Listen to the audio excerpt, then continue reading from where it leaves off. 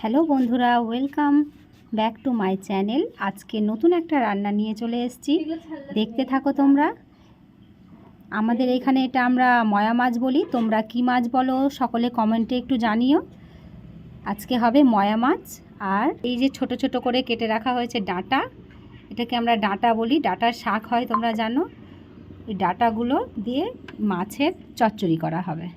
গ্যাসটা অন করা হয়েছে, কড়াইতে তেল দেওয়া হয়েছে, তেল গরম হয়ে এসছে। এবার মাছগুলো ভেজে নেব। মাছগুলো ছেড়ে দিলাম, ভালো করে একটু ভেজে নেব। দেখতে থাকো রান্নাটা তোমরা।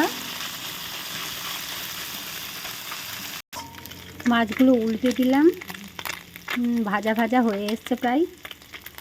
মাছগুলো হালকা ভেজে নিয়ে উঠিয়ে নেওয়া হলো।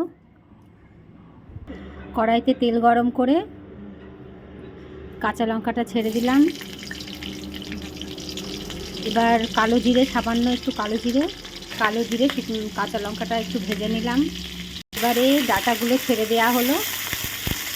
ডাঁটাগুলো একটু হালকা করে ভেজে নেব। স্বাদ মতো নুন, পরিমাণ মতো লবণ, হলুদ দিয়ে দেওয়া হলো। ভালো করে নাড়া দিয়ে ভেজে নেব। এবারে রসুন বাটা, ডাঁটাটা ভাজা হয়ে গেছে। এবারে আমরা জিরে বাটা, আদা বাটাটা দিয়ে দেব।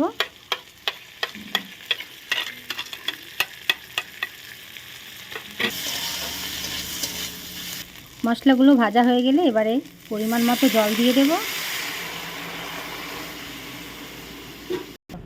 জলটা ফুটে উঠলেই মাছগুলো ছেড়ে দেব।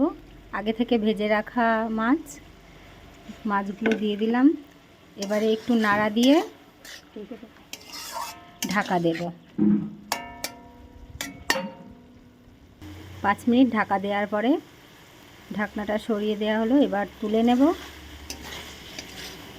দেখো আমাদের ছোট মাছ আর ডাঁটার চচ্চড়িটা হয়ে এসেছে।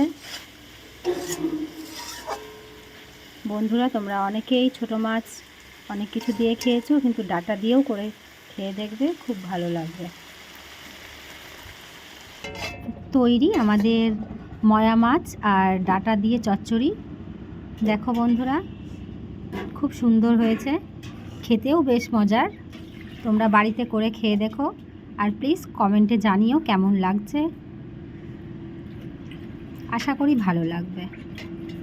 ধন্যবাদ।